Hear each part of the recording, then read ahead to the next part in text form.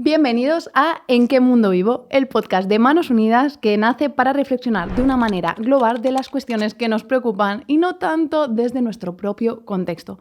Porque las páginas de una misma historia pueden ser completamente diferentes dependiendo de quién las escriba. Así que conocer la cara A y la cara B de las cosas es la única manera de descubrir en qué mundo vivo. Y para introducir el tema de hoy voy a hablaros un poquito sobre arte. Fijaos, hay un cuadro de Caravaggio que se llama Naturaleza muerta con frutas. Y bien, puedes preguntarte qué tiene que ver Caravaggio con esto de ¿en qué mundo vivo?, ¿no? Pues tiene mucho que ver, porque este cuadro de Caravaggio nos puede delatar. ¿De qué nos puede delatar? Pues, por ejemplo, nos puede delatar como aquellas personas que no conocen muy bien qué comida tienen que comprar en cada temporada cuando van a la frutería o al mercado en general, ¿no? Por ejemplo, en este cuadro tenemos sandías, tenemos melones, tenemos unos calabacines enormes, tenemos manzanas, tenemos higos y tenemos granadas. Diciéndote esto, ¿podrías decirme en qué temporada piensas que Caravaggio podría haber pintado este cuadro? Porque para conseguir un realismo como el que consigue este maestro del barroco, pues seguramente tuvo que tener estas frutas y verduras delante para poder pintarlas. Efectivamente, si has pensado un poquito en la temporada de los higos, en la temporada de las granadas, en esos calabacines que han tenido ya todo el verano para crecer y que son casi ya del tamaño de mi pierna, pues habrás llegado a la conclusión de que seguramente este cuadro lo pintó alrededor de finales de septiembre, principios de octubre. Y si no lo sabías, no te preocupes porque no es culpa tuya o no del todo. Al final, la comida que compramos hace muchísimos kilómetros en muchas ocasiones para llegar a nuestra casa. ¿Qué quieres kiwis? Pues de Nueva Zelanda. ¿Que se ponen de moda los aguacates? Pues te los traemos desde el otro lado del mundo casi hasta la puerta de tu casa. De esto vamos a hablar en el episodio de hoy. Vamos a hablar de el viaje de lo que comemos. ¿En qué mundo vivo? El podcast de Manos Unidas.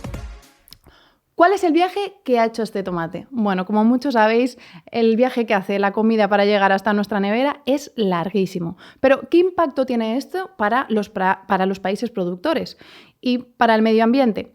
Compramos mucho más de lo que somos capaces de consumir. A veces nos adherimos a modas alimentarias y la verdad es que nos cuesta bastante renunciar a productos que no son de temporada. Así que para hablar de todo esto, hoy ¿En qué mundo vivo? Cuenta con uno de los chefs más influyentes de España. Nos lo presenta Laura. Diego Guerrero, chef y creador. Vitoria en su origen, Madrid en su evolución y revolución. 2 estrellas le persiguen y 3 soles Repsol, y una estrella verde es su última adquisición. Sostenible en su ADN, firma platos de autor. The Stage es su proyecto y su ilusión. No ven frutas ni en verduras un defecto, pues alimentos son. Cocina de aprovechamiento, impulsor de un movimiento, respetuoso con el medio ambiente, cree en una alimentación consciente. Diego Guerrero, chef y creador, y por qué no, influyente en el sector. Bueno, pues Diego Guerrero, fundador de The Stage, bienvenidísimo. Muchísimas gracias y gracias por ese poema tan bonito, me ha encantado. Y también contamos como invitado anfitrión con Marco Gordillo, responsable de incidencia política y alianzas en Manos Unidas. Bienvenido. Muchísimas gracias. Bueno, hechas las presentaciones, comenzamos. The Stage consiguió este año la Estrella Verde Michelin, que básicamente es un premio, ¿no?, que se otorga a establecimientos que integran prácticas pues sostenibles en su filosofía, ¿no?, y en vuestro día a día, en vuestra cotidianidad, ¿no? ¿Qué ha supuesto esto para vosotros, Diego, este reconocimiento? Hombre, depende desde qué cara lo queramos ver, ¿no? Si vamos desde la interna, desde el equipo, pues cualquier reconocimiento al trabajo siempre es un impulso, ¿no? Siempre es un aliciente para seguir, ¿no? Y siempre da ánimos. A nivel de negocio todavía no es que hayamos notado nada, somos muy nobles en esto, pero vamos, desde luego es un premio que sí nos ha hecho mucha ilusión por lo que implica, ¿no? Porque al final sí que es verdad que reconoce un esfuerzo. Si todos los premios al final reconocen un esfuerzo, una labor, este en concreto y más estando en Madrid, que no es tan fácil quizás, pues nos ha hecho especial ilusión. aproximadamente el 33% de los alimentos producidos en el mundo no llegan a ser consumidos. ¿Cómo se gestiona esto en la restauración, el tema del desperdicio alimentario? Bueno, esto habría que verlo en el origen de la cadena, ¿no? También, porque quiero decir que al final nosotros lo que nos llega es lo que pedimos y lo que vamos a consumir, salvo que no estemos haciendo bien nuestros pedidos. Vale. Pero quizás de lo que tú más abordas tiene más que ver con qué demandamos nosotros al productor. Vale. Porque si ¿Por ejemplo? si nosotros solo le demandamos la mejor fruta, la que está estéticamente perfecta por fuera, claro. o el tomate más grande y el más rojo, o pues eso, los plátanos con las manchas que sean las manchas que son buenas, no otras manchas que no son o que indican una maduración, pues al final si el productor sabe que eso no se lo van a comprar, pues claro, no lo va a vender. Claro, y esto se aplica a la restauración y también a todo el mundo. Ni va a llegar, quiero decir, a nuestros restaurantes. Claro. ¿no? Nosotros lo que podemos hacer es ser consecuentes y aplicar el sentido común y aprovechar lo que podamos dentro de lo que compramos. Lo que ni siquiera llega a nuestro restaurante, a nuestro proveedor, no lo vamos ni a ver. Y hay mucho problema, o el origen del problema muchas veces está en lo que se tira ya desde el origen, desde digamos, el lugar de origen, pero que tampoco es culpa del agricultor o del productor, porque realmente es que si no se lo van a comprar tampoco le va a llenar un camión de algo que se lo van a tirar en el mercado o que no se lo van a pagar, ¿no? Sí. Y hablando del lugar de origen, y también no solo del lugar de origen, sino también del tema de las temporadas, que hablaba antes con lo de Caravaggio, ¿no? ¿Qué está pasando? Nos hemos como desconectado un poco, ¿no? Con esta idea de que en el supermercado o en la frutería llegamos y tenemos todo en todas las épocas, ¿no? Como que tengo la sensación de que nos cuesta mucho renunciar a, no sé, yo que vivo en Cataluña, a una escalivada de berenjena en invierno, ¿no? Yeah. Es que si te das cuenta, somos así desde el origen del mundo. O sea, la cocina existe porque el ser humano transformó los alimentos. No. O sea, el principio de todo ya empieza ahí, ¿no? O sea, que hay 2 tomates en la mesa. No sé si somos conscientes de que ese tomate no existe. O sea, el tomate que consumimos es un tomate creado por el ser humano. O sea, el tomate real, el salvaje, no lo hemos visto ninguno de nosotros. No era consumible. Claro. O sea, nosotros modificamos, el ser humano modificó el tomate para poder comérselo. Si modifica las plantas, si modifica los productos, ¿cómo no va a modificar las temporadas? O sea, quiero decir que todo esto viene... O sea, ahora echarnos las manos a la cabeza cuando el problema es muy grande está bien, pero realmente también hay que ver un poco de dónde viene todo esto, ¿no? Y está en nuestra naturaleza. Claro. Dominar el entorno, dominar todo, digamos, conquistarlo todo. Sí. El ser humano es depredador por naturaleza. naturaleza. Has dicho una palabra, conquistarlo todo, creo que va un poco por ahí, ¿no? Esta idea de poder tenerlo todo. ¿Cómo afecta esto al de todas medio maneras, ambiente? Diego, yo cuando hablo de estas cosas siempre planteo que en realidad ha habido una evolución en nuestra dieta. Cuando hablamos y cuando pensamos en nuestros abuelos, ¿no? Realmente si uno piensa en cómo se alimentaban pues, nuestros abuelos, y dices, bueno, yo creo que había un predominio fundamentalmente de frutas, verduras, hortalizas, de lentejas, etcétera, etcétera, ¿no?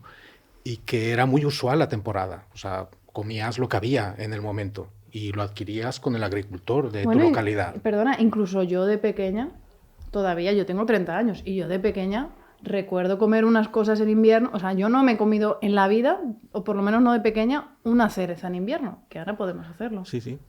Y sin embargo yo creo que en la evolución, cuando el mercado te ofrece en cualquier momento frutas, lo que sea, ¿no?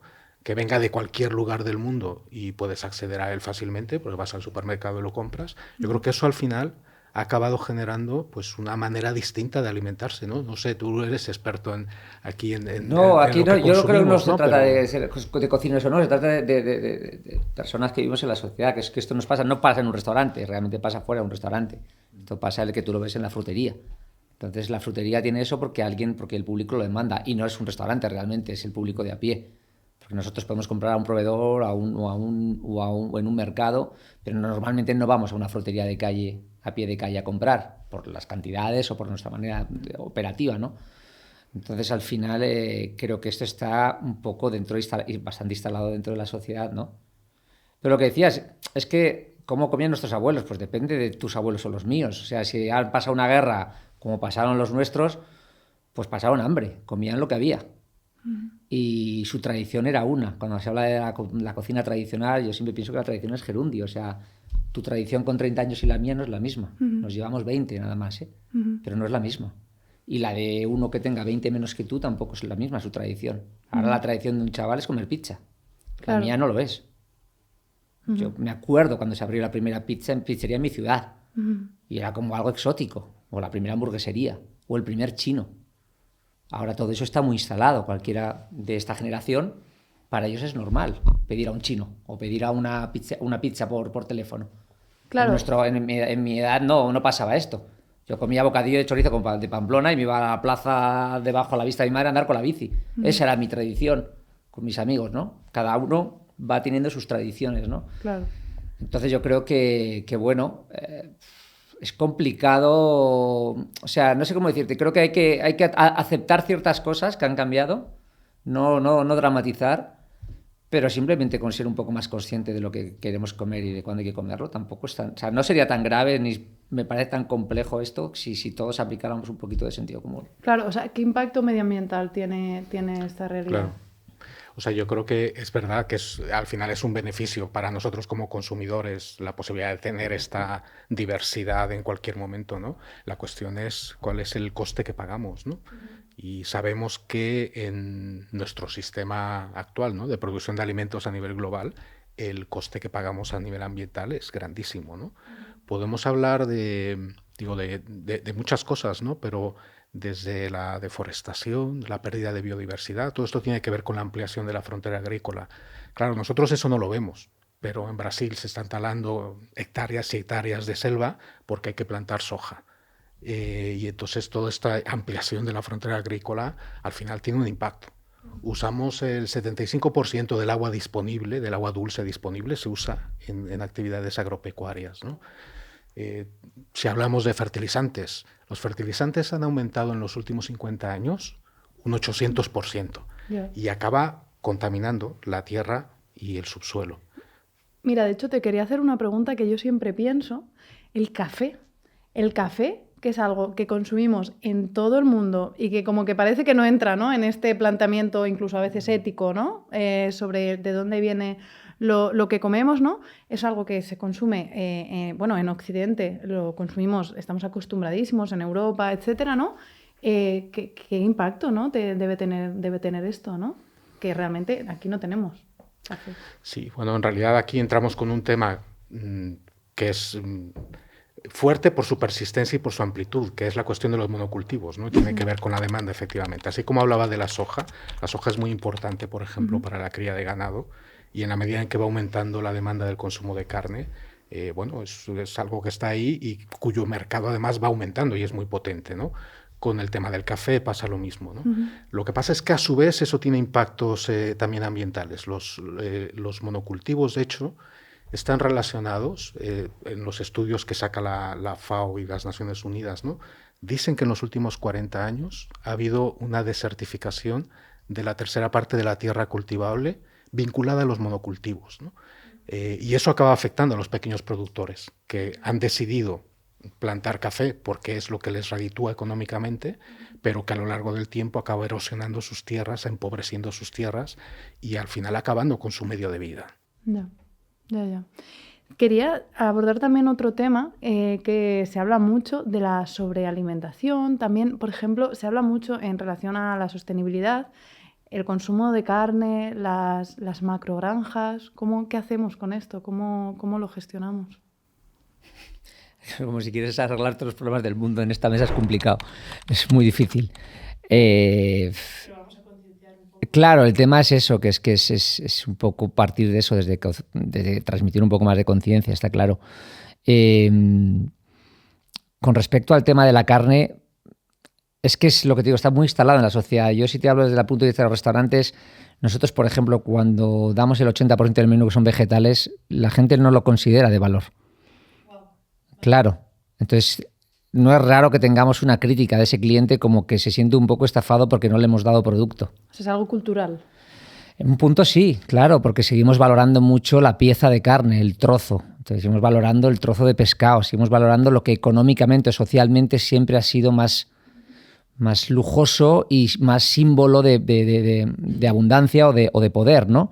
Entonces, claro, intentar emocionarle a alguien con una cebolla, pues por mucho trabajo, horas de investigación, recursos, personas, horas de creatividad y de pensamiento que ha habido ahí detrás para intentar emocionarte con una cebolla, pues se sigue muchas veces sin aceptar como algo ¿no? Como que algo que esté como dentro del parámetro del lujo, ¿no? Uh-huh. Entonces, ¿qué pasa? Pues que al final la sociedad sigue demandando lo que sigue demandando. Pero es algo muy cultural, pero también, si cogemos perspectiva, es muy real, ¿no? Porque las verduras como que me suena... O sea, tengo la sensación que tienen 1000 posibilidades más, o muchas posibilidades. Pues desde el punto de vista gastronómico te diría que sí. O sea, técnicamente se puede hacer muchas más cosas con unas verduras que con una fruta o con un cereal. Uh-huh. Con un montón de elementos vegetales que más que con algo animal, ¿vale?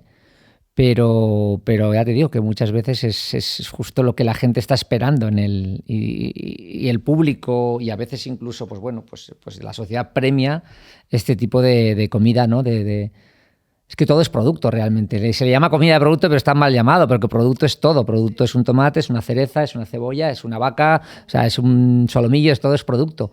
Pero se le llama solo producto igual al pescado o a la carne o al marisco. Entonces, si no hay esto en el menú y abundante, parece como que no estás dando de comer o que el precio no va en consonancia con lo que se está pagando, con lo que se está comiendo. Claro, eso sería a nivel de restauración, pero yo creo que esto también nos afecta muchísimo a nivel cotidiano. Estoy hablando del tema de la carne, ¿no? Por ejemplo, según la FAO, España es el 7º país del mundo y el primero de Europa en consumo de carne. Comemos muchísima carne y yo creo que todas las personas que no somos vegetarianas nos podemos sentir identificados, ¿no? En decir, venga, menú, o qué vamos a comer hoy, ¿no? Verduras, tiene que haber tal, no sé qué, y venga, la proteína, ¿no? Entonces es como que parece que si no tiras de carne, de pescado, o yo qué sé, de un poquito de jamón en las judías verdes, parece como que te falta algo, ¿no? Yo creo que la verdura sigue siendo la guarnición, ¿no? Mucho socialmente, ¿no? Uh-huh. Cuando dices que hay algo de verdura, dices, ya, pero ¿con qué? ¿No? Sí. Al final es esto, ¿no? Sí. Siempre hay algo. ¿Es macarrones? ¿Con qué? También la pasta, ¿no? Con chorizo, con carne, siempre hay algo, ¿no? Al lado, ¿no? Es como todo lo que sea vegetal o de origen vegetal parece que está como en un segundo lugar. Ajá, total. Sí, es como un actor secundario. Si ya está, cuesta, ¿no? Sí. Es como un actor secundario. Sí, bueno, y luego que la carne es rica, es sabrosa y la disfrutamos mucho, ¿no? Pero volvemos otra vez al tema, ¿no? Tendríamos que preguntarnos también cuál es el impacto ambiental de este aumento tan desmesurado del consumo de carne, ¿no? Porque no es solamente, en España se consume bastante, ¿no? Pero no es solamente eso. Si lo miramos a nivel global, por ejemplo, países emergentes que han ido ganando en capacidad de consumo, como pasa en China, han incrementado muchísimo su cantidad de alimentación cárnica, ¿no? Y todo eso vuelve a expoliar, ¿no? el aumento del consumo de carne, ¿no? La otra vez leía, porque bueno, vale la pena, hay que saberlo, ¿no? 1 kilo de carne, cultivar 1 kilo de carne, digamos, de ganado, ¿no? Para eso necesitas 350 metros cuadrados y 15.000 litros de agua. Entonces, cuando eso exponencialmente lo aumentamos en los millones de cabezas de ganado que necesitamos, tal, bueno, creo que tenemos que ser conscientes de ello, ¿no? Conscientes, y yo voy a meter aquí, sin ser yo vegetariana ni vegana, pero yo creo que son personas que reciben mucha caña, ¿no? Que se les tilda de pesados, de tal, no sé qué, pero están haciendo un esfuerzo muy grande por todos nosotros, yo creo que también, ¿no? Conociendo los datos del impacto de consumo de carne. Entonces yo creo que estaría guay también mirar un poco, ponernos el espejo e intentar nosotros, por lo que tú dices, concienciarnos, intentar reducir. Al final, en todo, bueno, es un esfuerzo, ¿no? Que a veces cuesta, por lo que tú has dicho. Nos gusta la carne, sí. Hay muchos veganos que lo dicen. Yo no dejé de comer carne porque no me gustara, ¿no? Pero es un esfuerzo que creo que es importante que todos hagamos, ¿no? Creo que todo está en el equilibrio al final. Yo no soy talibán con esto, o sea, yo no demonizo la carne y me gusta la carne y creo que es necesario, y bueno, no lo digo yo, lo dicen los médicos, o sea, necesitamos comer carne en nuestra alimentación. Otra cosa es cuánta carne consumas. Seguramente si es lo que, o sea, sea lo que menos necesitamos. Igual con comer carne una vez a la semana es suficiente. Sí. Y eso, si todo el mundo hiciéramos eso, pues seguramente las cosas no estarían en situaciones o números más dramáticos. Sí, de hecho, mira, tengo aquí, perdona que te corte, pero tengo un dato que la Agencia Española de Seguridad Alimentaria y Nutrición recomienda consumir un máximo de 3 raciones de carne a la semana, ¿no? Yo creo que consumimos bastante más, ¿puede ser? Seguro. Y pues, igual mucha gente no consume otra cosa, o sea, igual todo consumen carne a diario. O sea, porque también pasa incluso con el pescado, o sea, mucha gente no consume pescado, solo consume carne, o sea, proteína animal terrestre, digamos. Entonces, no equilibras las cosas tampoco. Entonces, seguramente, insisto, yo creo que con una vez a la semana sería suficiente. Y a mí, Elena, si me lo permites, yo quería incorporar un tema que es vecino, ¿no? Del sobreconsumo que estamos hablando, ¿no? Que es toda la cuestión de la obesidad que tiene que ver con la malnutrición. Porque aquí ya no solamente hablamos de comer, sino de mal comer. Y esto no es algo que tengamos que pensar respecto de países lejanos, ¿no? Eso pasa en nuestras sociedades. De hecho, tenemos un gran porcentaje, bueno, se habla de 2.000 millones de personas que padecen obesidad por cuestiones de malnutrición, ¿no? Y eso no es que te falte alimento, es que mal comes.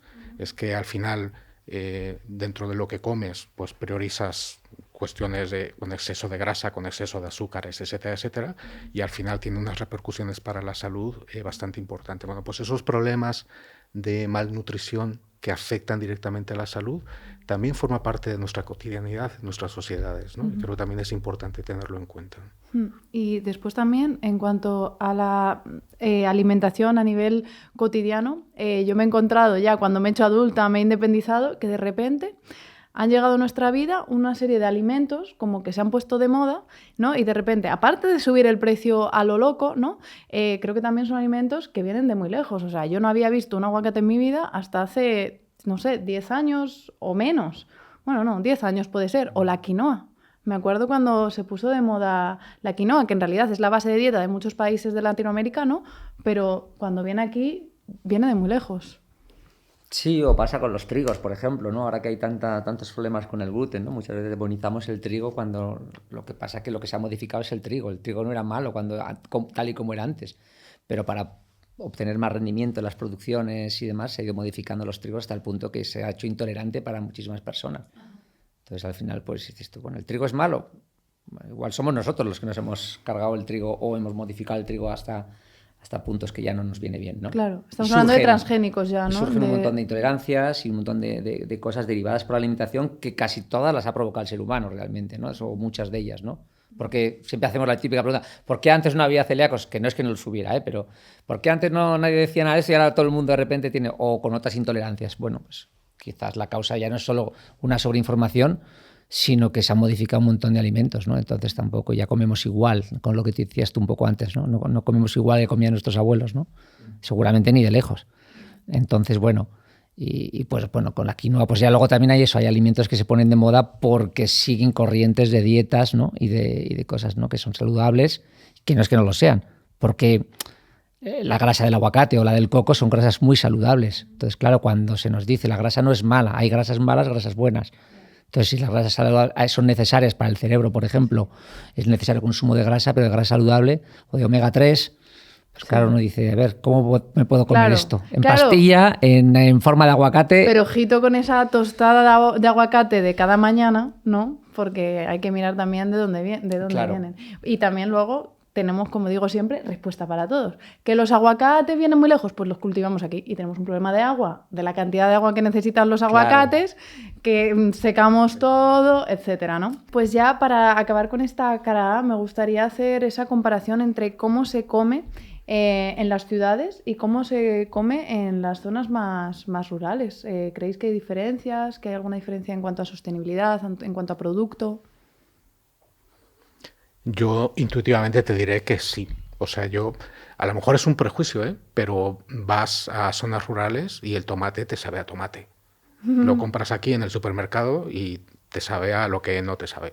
Yeah. Entonces, yo al menos cuando me muevo en ámbitos rurales, siempre tengo una predisposición positiva y yo creo que se come mejor, más rico y yo creo que más sano y más sostenible también, ¿no? No lo sé.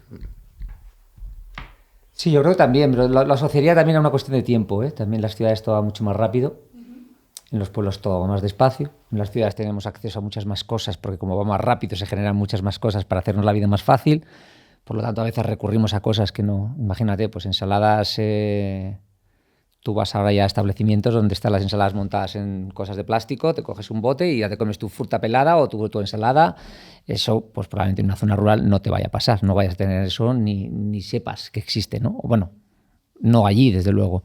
Entonces, bueno, pues seguramente es más probable que comas mejor y de otra manera un poco más saludable en una zona rural, ¿no? Pero no tiene tampoco solo porque, o sea, es como todo, hay que querer también, ¿eh? Sí. Hay que querer. Bueno, yo también, una cosa de los tomates, por ejemplo, que hablabas, ¿no? Que yo creo que es la clave de los tomates. Todo el mundo habla de los tomates, del sabor de los tomates, porque es verdad que parece que lo he perdido, pero yo que tengo un huerto, puedo decir que es verdad que tiene mucho que ver también con lo que tú has hablado de los transgénicos. Al final, tú plantas una semilla y el esfuerzo de trabajo, de agua, etcétera, es el mismo para un tomate bueno y para un tomate malo. Al final también es una cuestión de variedades, de elegir cosas locales que vayan a funcionar en tu tierra, etcétera, ¿no? Entonces también está muy relacionada esta globalización, ¿no? Con los tomates que nos llegan. Al final, si el tomate está bueno o no está bueno, sobre todo depende de esa variedad, ¿no? Entonces, ¿qué pasa? Que un tomate hecho para que llegue a tu supermercado tiene una piel dura, tal, está todo pensado, ¿no? Para que todo funcione en el transporte, en la rapidez, ¿no? Un tomate delicioso, ¿cómo tiene la piel? Blandita, se te cae al suelo y se te rompe, ¿no? Está muy relacionado pues, con lo local, y cómo están pensados estos alimentos, a dónde van a llegar, a quién van a ir, ¿no? ¿Qué viaje van a hacer estos alimentos? Bueno, ahora es el momento de analizar bueno, pues cómo nuestra forma de consumo afecta a los países del sur, ¿no? Y entonces pues te quería preguntar a ti, Marco, directamente, ¿qué impacto tienen nuestras decisiones alimentarias, nuestra cotidianidad en esos países del sur global? Bueno, yo creo que es una gran pregunta, ¿eh? Es una pregunta bastante relevante y bastante difícil de contestar, porque las conexiones no son evidentes. Entonces tenemos que hacer un ejercicio de reflexión crítica para poder entender cuáles son las implicaciones de mis decisiones cuando voy al supermercado o en cómo gestiono mi frigorífico, ¿no? Pero lo voy a decir con un ejemplo. Hablábamos hace rato del tema del desperdicio alimentario. Se decía que el 14% del desperdicio alimentario en España tiene que ver con la hostelería, pero el 60% de ese desperdicio tiene que ver con la gestión que hacemos de los alimentos en casa, ¿no? Quiero decir, los que estamos en nuestra casa y en cómo gestionamos nuestro frigorífico habitualmente, tenemos que ver con más de la mitad de lo que se desperdicia en España, ¿no? ¿Eso qué impactos tiene? Bueno, eso tiene, lo voy a decir con tres cuestiones. Tiene un impacto inmediato en la disponibilidad de alimentos. En realidad, la FAO plantea que acabamos perdiendo 1/3 de los alimentos que se producen, que acaban tirados en la basura, ¿no?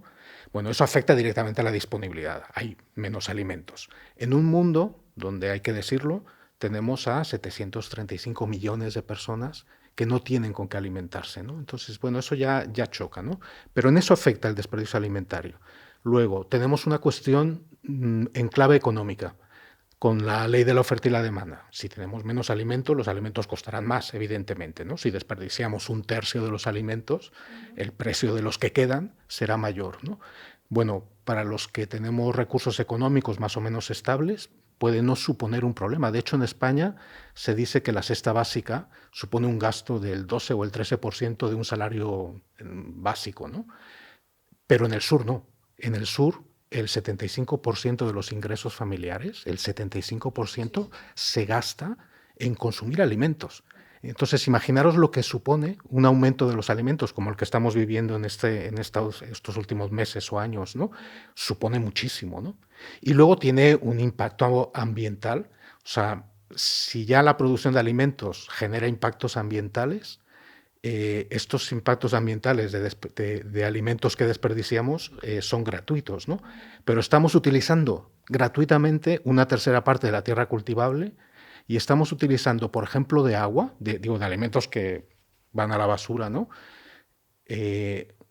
250 millones de metros cúbicos. Es decir, 70 veces lo que gasta España en agua durante un año, o 100 millones de piscinas olímpicas. Eso es lo que estamos desperdiciando de agua, ¿no? Entonces, claro, por supuesto que todo esto afecta al sur, ¿no? Al final, el 85% de las personas más pobres del mundo viven en zonas rurales, y eso significa que dependen de la salud de los ecosistemas para sobrevivir. Sus medios de vida están ligados a la salud de los ecosistemas. Bueno, pues con la manera como yo gestiono mi frigorífico aquí, con los impactos que eso tiene a nivel económico, social y ambiental, estoy perjudicando la capacidad de que otras personas en otros lugares accedan a los alimentos. Esto a nivel de restauración, que la conciencia ¿no? de cómo afecta esto, ¿lo trabajáis? Sí, hombre, al final, pues desde la conciencia de que somos altavoces, ¿no? Si no podemos, si nosotros, o sea, la gente muchas veces viene a ver qué hacemos, se interesa por lo que estamos haciendo, entonces es importante, si uno sabe el mensaje que quiere transmitir, puede aprovecharlo en positivo, ¿no?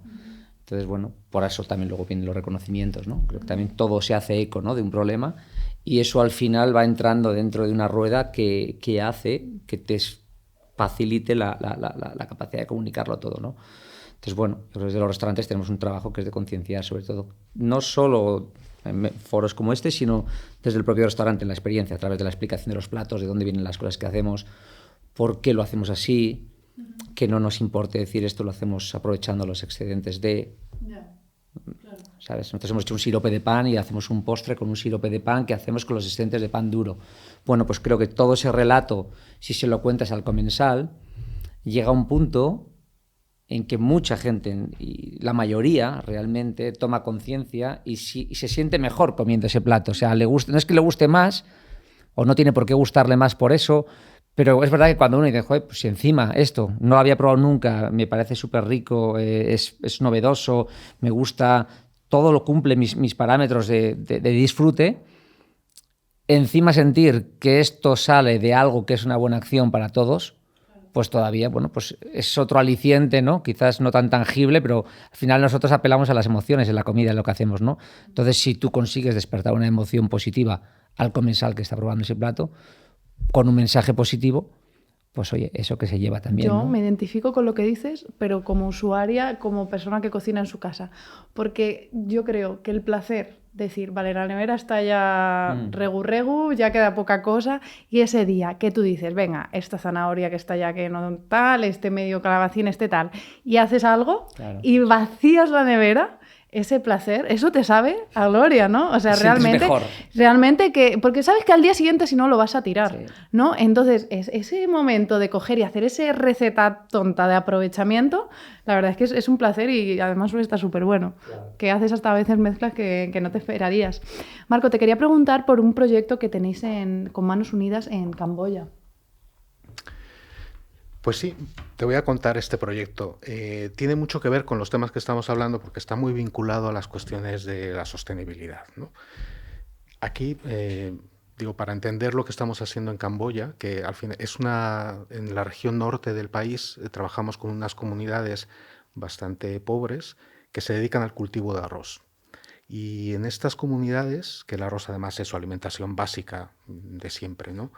Lo que está viendo es una situación de sequías cada vez más extendidas en el tiempo y cada vez más profundas, ¿no? Entiendo que debido a la crisis climática. Y eso tiene que ver con el cambio climático, Vale. ¿no? De hecho, en la manera como producimos alimentos a nivel global, se dice que en torno a un 40% de los gases de efecto invernadero que producen el cambio climático están relacionados con todo el proceso de producción de alimentos, ¿no? Pero no solamente eso, no solamente que al producir alimentos estamos generando esa cantidad de gases de efecto invernadero, sino que también es al revés.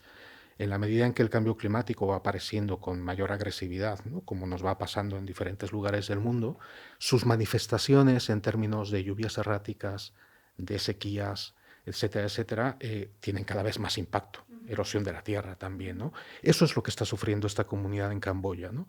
Y entonces, claro, resulta que su medio de vida, que es el arroz, cuando hay una sequía, después, por cierto, en este caso, de dos grandes épocas de lluvias intensísimas, ¿no? Antes del 2015, y luego vino esta gran sequía que continúa a día de hoy, ¿no?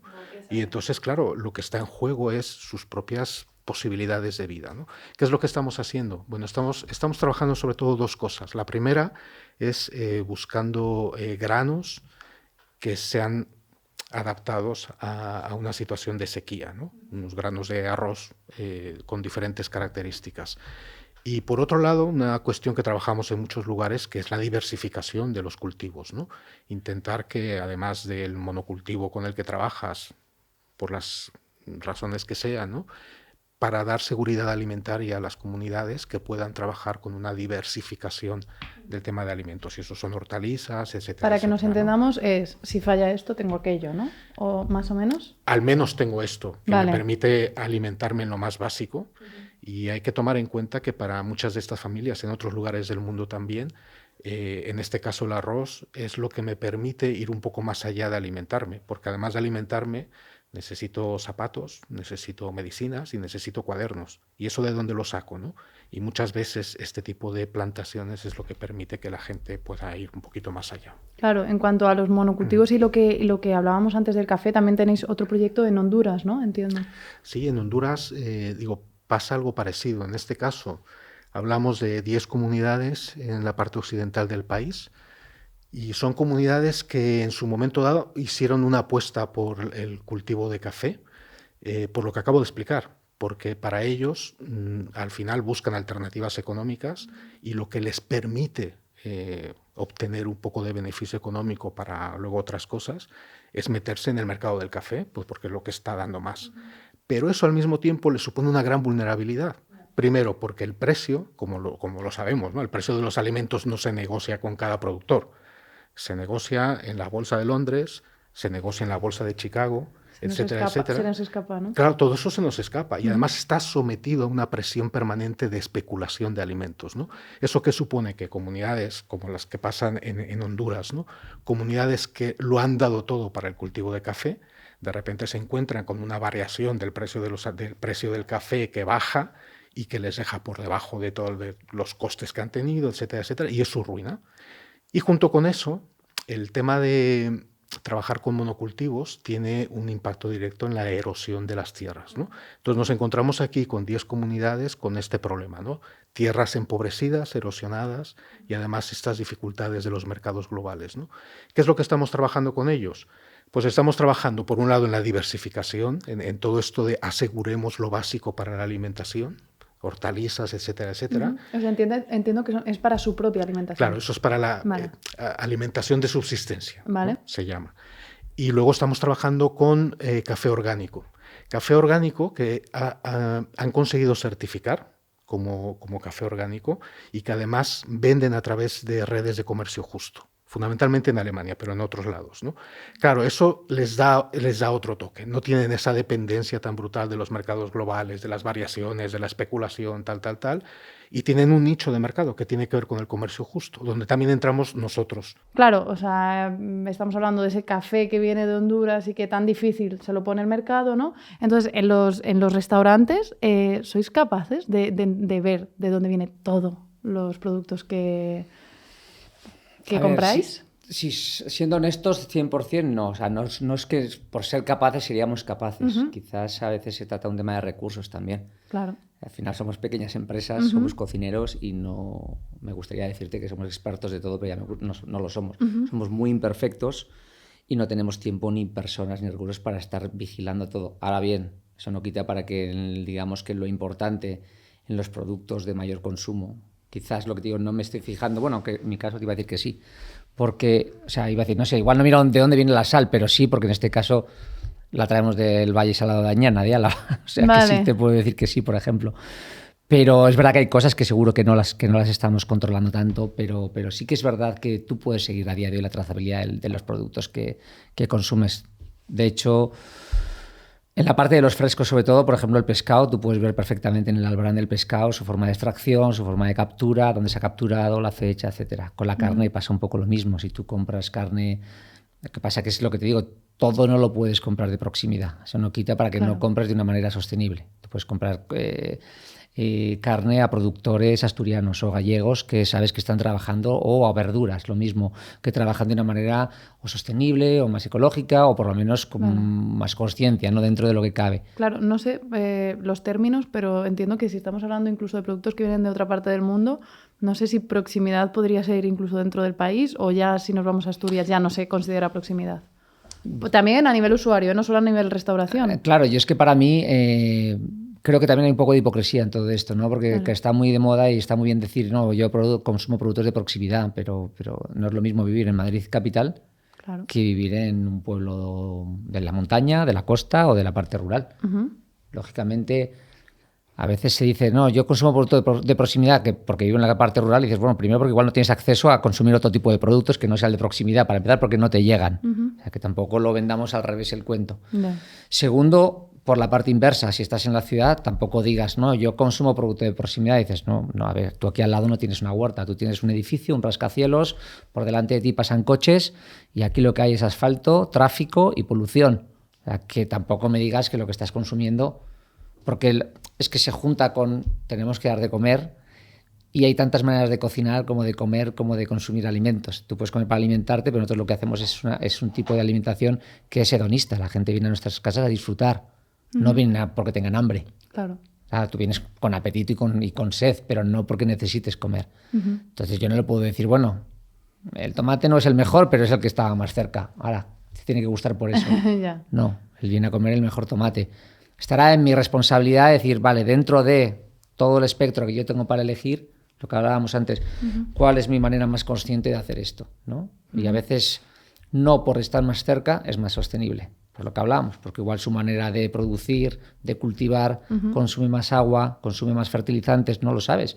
Igual te sale mejor consumir a una huerta de un señor de Galicia, porque la manera que tiene de hacerlo, y al final viene en un transporte semanal y tú pides una vez a la semana y pides el pedido de la semana, y es menos dañino para el medio ambiente y estás ayudando a pequeños productores, que si consumes algo igual que está a menos kilómetros. ¿Vale? Bueno, tengo la sensación al final que la palabra sostenible es una palabra que es muy ambigua, ¿no? Y que hay que mirar mucho con lupa sobre, ¿no? Y también que es una palabra que contiene mucho marketing.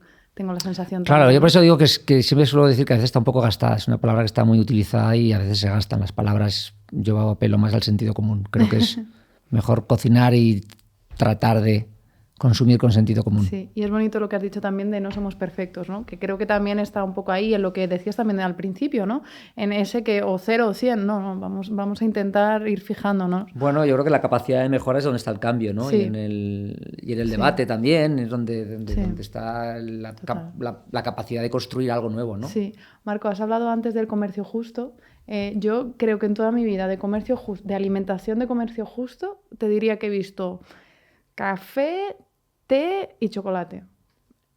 ¿Qué pasa? O sea, ¿por qué no nos están llegando más productos de comercio justo o no nos tienen que llegar? ¿Cómo funciona esto? ¿Qué está pasando? Bueno, yo creo que es un mercado complejo, porque, claro, son cadenas de producción que acaben para que nosotros podamos consumirlo, ¿no? Y que requieren de unos procesos y de unas normativas, etcétera, etcétera, que no hace que sea fácil.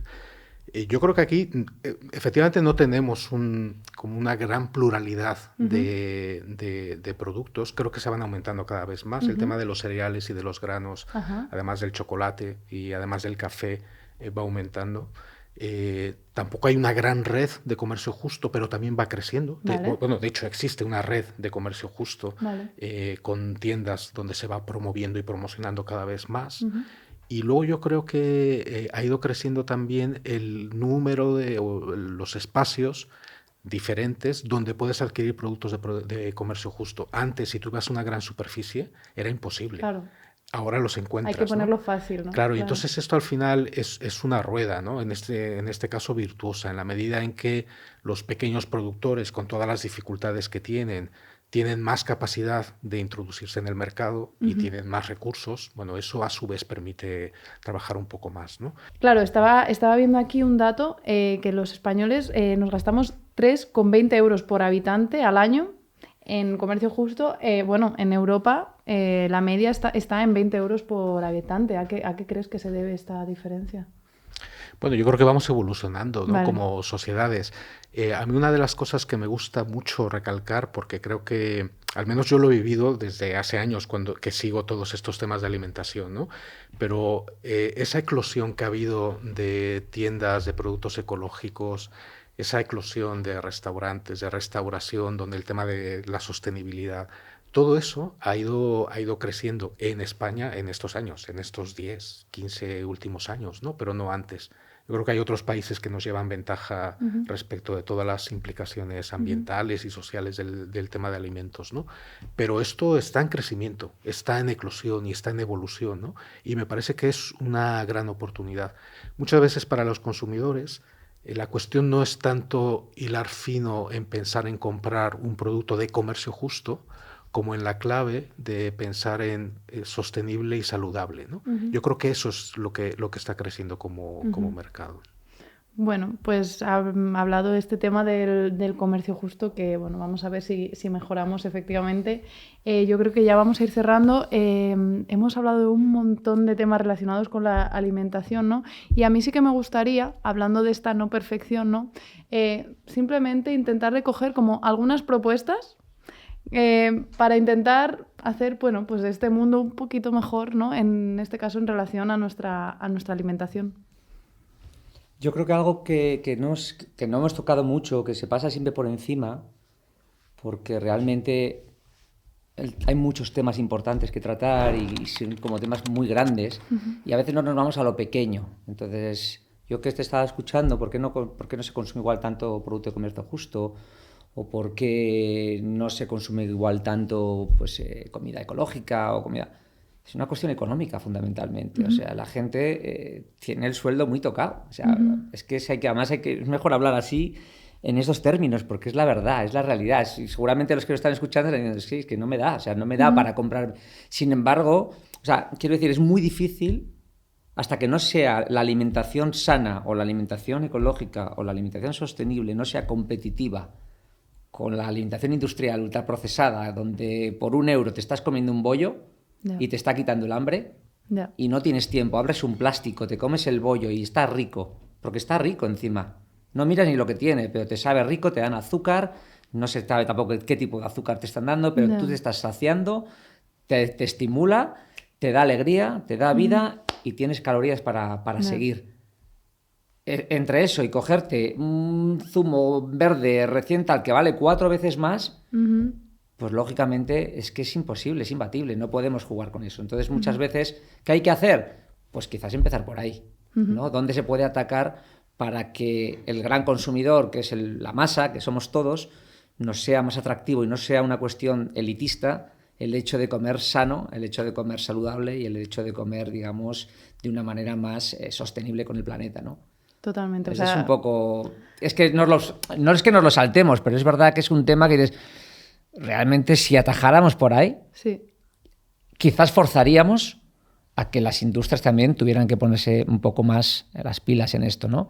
Cuando vieran que les ataca directamente a su economía también. Ahora, mientras se siga vendiendo más el bollo industrial y lo ultraprocesado que lo natural, pues lógicamente, o que lo natural sea 3 veces más caro que el ultraprocesado, pues claro, es una cuestión de mercado, es una cuestión de competencia. Y muchas veces, en lugar de hablar de términos puramente económicos y prácticos, empezamos a hablar de algo mucho más romántico y apelar a la conciencia, cuando realmente igual, si apeláramos al bolsillo, íbamos más rápido. Sí, o sea, has relacionado directamente la cuestión, nuestra problemática con la alimentación, ¿no? Que en muchos casos es la precariedad, ¿no? De las personas, con después cómo esta precariedad y lo que nosotros consumimos afecta a la otra parte del mundo. O sea, si te das cuenta, lo he dicho antes, pero al revés, en el sentido de decir, ¿qué pasa en los restaurantes de alta cocina o de cocina de cierto tipo de estereotipo? Pues que la gente, si no ve un producto caro, ya cree que no está a la altura del restaurante, ¿no? Dices, no, si igual hay más trabajo con esa cebolla que con el solomillo, como decíamos. Pues esto es lo mismo, pero a la inversa. Lo mismo pasa con el producto ultraprocesado y el producto natural, ¿no? Que no somos competitivos. Totalmente. Pues ya para terminar, Marco, te quería preguntar qué podríamos hacer desde aquí para que el impacto de nuestra alimentación en el sur global pues sea lo menor posible. Bueno, Diego ha apelado varias veces al sentido común, ¿no? Detrás de las grandes palabras, porque es verdad, decíais, ¿no? Sostenibilidad, esa es una gran palabra, ¿no? Además, muy desgastada y muy apropiada por intereses de todos lados, ¿no? Al final es un poco de sentido común. ¿Cómo podemos alimentarnos de la mejor manera, de manera que sea saludable, que sea lo menos dañino para el medio ambiente, etcétera, etcétera, dentro de nuestras posibilidades y dentro de nuestra economía? Y yo añado a eso con un granito de capacidad crítica sobre la... O sea, yo creo que tenemos que preguntarnos cuando compramos nuestros alimentos de dónde vienen y cómo han llegado a nuestra mesa. Y esa parte también hay que incorporarla. No es solamente ver el precio o lo bonito que son tales frutas o tal. Creo que hay que incorporar esa otra manera que intenta incorporar el mundo, ¿no? Pues al final vivimos en una aldea global, ¿no? Y efectivamente, pues los alimentos tienen sus impactos en otras personas, ¿no? Yo creo que es lo menos que podemos hacer, ¿no? Yo tengo que decir que a veces nos lo ponen muy difícil, ¿eh? Porque ¿quién no ha estado delante de unos plátanos de Canarias y unas bananas? Los plátanos de Canarias envueltos en plátano y las bananas sin plástico. O sea, puestos en plástico, perdón, y las bananas sin plástico, ¿no? Yo creo que a veces incluso el sentido común ya no nos sirve tampoco, ¿no? A veces realmente nos lo ponen muy difícil. Bueno, yo creo que hasta aquí. Muchísimas gracias a los dos por vuestras aportaciones, de verdad. Y muchísimas gracias, por supuesto, a Manos Unidas, que es la ONG de la Iglesia Católica en España, para la cooperación al desarrollo, que lleva más de 65 años luchando contra el hambre, contra la pobreza y contra la desigualdad en Asia, en América y en África. Bueno, esto es todo. Nos vemos en el próximo episodio, porque recordad que las páginas de una misma historia pueden ser completamente diferentes dependiendo de quién las escriba, y bueno, analizar la cara A y la cara B de las cosas que nos preocupan son la única manera de descubrir en qué mundo vivo. Muchísimas gracias por escucharnos y nos vemos en el próximo episodio.